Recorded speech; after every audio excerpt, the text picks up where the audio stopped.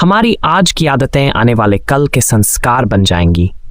जीवन में हर व्यक्ति की आदतें उसकी पहचान और व्यक्तित्व का आधार होती हैं। जो आदतें हम आज अपनाते हैं वे हमारे आने वाले कल का संस्कार बनती हैं। जिस प्रकार की आदतें हम अपने जीवन में शामिल करते हैं वैसा ही हमारा भविष्य और हमारे संस्कार बनते जाते हैं। यदि हमारी आदतें सही दिशा में होती हैं तो हमारे संस्कार भी ऊंचाई तक पहुंचते हैं।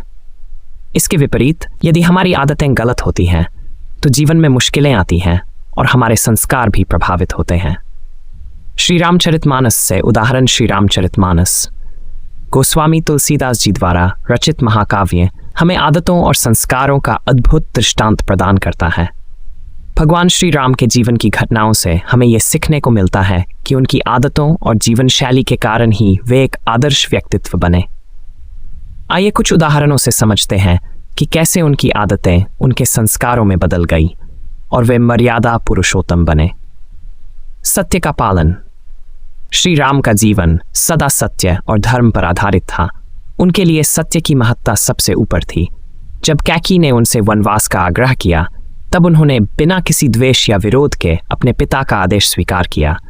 यह उनकी सत्य और धर्म पालन की आदत थी जिसने उन्हें एक आदर्श राजा और पुत्र के रूप में प्रतिष्ठित किया।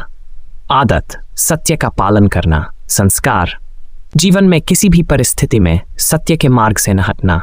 जैसे श्री राम ने पिता की आज्ञा का पालन कर वनवास को अपनाया, यह उनके संस्कार का परिणाम था जो सत्य और धर्म के प्रति उनकी आस्था से उत्पन्न हुआ। डू, करुणा और दया एंड काइंडनेस। श्री राम का जीवन करुणा और दया से परिपूर्ण था। वनवास के समय जब उन्होंने शबरी के झूठे बैर खाए तब उनका प्रेम और करुणा उनके स्वभाव का प्रमाण था। शबरी, जो समाज के निचले तबके से आती थी, श्री राम ने उसे सम्मान दिया और उसके प्रेम को स्वीकार किया। आदत, हर व्यक्ति के प्रति करुणा और दया का भाव रखना। संस्कार, सभी को समान दृष्टि से देखना और बिना किसी भेदभाव के प्रेम और सम्मान देना।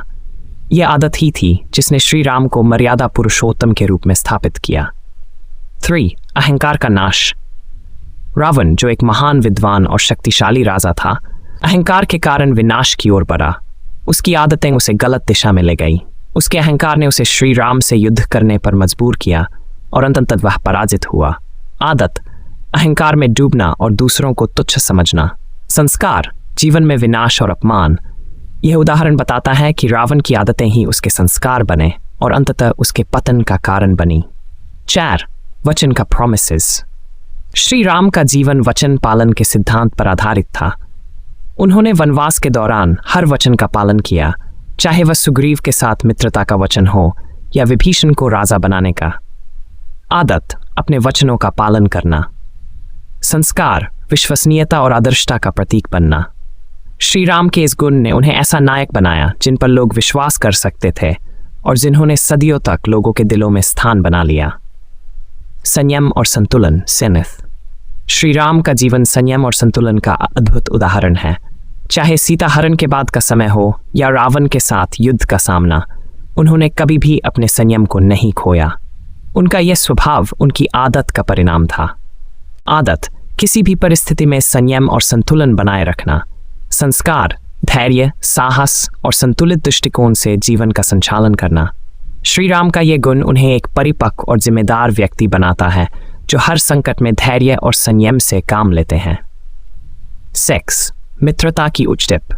श्री राम और सुग्रीव की मित्रता आदर्श मित्रता का प्रतीक है। श्री राम ने सुग्रीव को रावण से युद्ध जीतने में मदद की और उसे राजा बनाया। उन्होंने मित्रता को हमेशा धर्म और न्याय के आधार पर निभाया। आदत, मित्रता में निष्ठा और विश्वास बनाए रखना। संस्कार, जीवन में सच्चे मित्रों का साथ मिलना और धर्म का पालन करना। यह आदत उनके संस्कारों में बदल गई और उन्हें एक ऐसा मित्र बनाया जो हर परिस्थिति में अपने मित्र का साथ देता है। सेब, शत्रु के प्रति आदर, respect for enemies. Shri Ram का यह गुण अद्वितीय है कि उन्होंने रावण के प्रति भी आदर और सम्मान दिखाया। जब रावण अंतिम समय में था तो श्री राम ने लक्ष्मण से कहा कि वह रावण के पास जाएं और उससे जान प्राप्त करें क्योंकि वह एक महान विद्वान था। आदत, शत्रु के प्रति भी सम्मान दिखाना। संस्कार, जीवन में परिपक्वता और सभी के प्रति समान दृष्टिकोण। यह आदत श्री राम को एक महान नेता और मानवतावादी बनाती है जो अपने शत्रुओं को भी सम्मान देते हैं। भाईचारे का भाव। श्री राम, भरत, लक्ष्मण और शत्रुघ्न के बीच का भाईचारा भारतीय संस्कृति में आदर्श माना जाता है। जब श्री राम वनवास गए तो लक्ष्मण उनके साथ गए और भरत ने राजगद्दी को ठुकरा दिया। आदत, परिवार और भाईचारे को प्राथमिकता देना। संस्कार, जीवन में प्रेम, एकता और आपसी सम्मान बनाए रखना। यह आदत श्री राम और उनके भाइयों के संस्कार में बदल गई, जो आने वाली पीढ़ियों के लिए प्रेरणा का स्रोत बनी। निष्कर्ष, श्री रामचरितमानस से हमें यह सीखने को मिलता है कि हमारे जीवन की आदतें आने वाले कल के संस्कार बन जाती हैं। भगवान श्री राम के जीवन के ये उदाहरण हमें दिखाते हैं कि कैसे सही आदतें हमारे संस्कारों को उच्च और आदर्श बना सकती हैं। चाहे वह सत्य का पालन हो, करुणा का भाव हो या वचन का पालन, हर आदत हमें एक बेहतर इंसान बनाने की दिशा में ले जाती है। हमारे आज के कार्य हमारे कल का निर्माण करते हैं, इसलिए यह आवश्यक है कि हम अपनी आदतों पर ध्यान दें और उन्हें सकारात्मक दिशा में विकसित करें।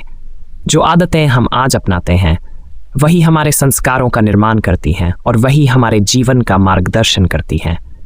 इसलिए सही आदतों को अपनाएं और अपने आने वाले कल को संस्कारों से सजाएं। जय श्री राम।